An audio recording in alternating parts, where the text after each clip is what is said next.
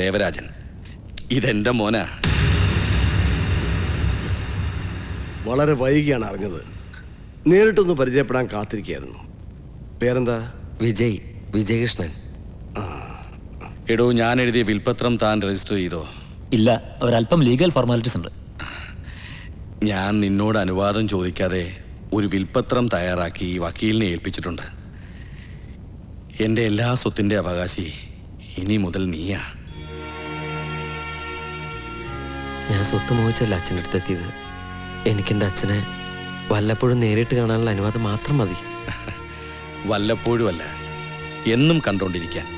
എനിക്ക് പാരമ്പര്യമായി കിട്ടിയ തറവാട്ടിൽ ഇന്നു മുതൽ നീ നിന്റെ അമ്മയും താമസിക്കണം, അല്ലേ? പിന്നെ അങ്ങനെയാണല്ലോ വേണ്ടത്. അച്ഛാ, അത് നീ എതിര് പറയരുത്. അച്ഛൻ കൂടെ ഉണ്ടെന്ന് തന്നെ കരുതിക്കോ. എനിക്കിവിടെ കൂട്ടിന് ഇയാൾ മതി. വർഷങ്ങളായിട്ട് ഈ പരിചരണം ശീലമായി, അല്ലേടോ? അതെ. ചെല്ലുമോനെ, അമ്മയും കൊണ്ട് നമ്മുടെ വീട്ടിലേക്ക്.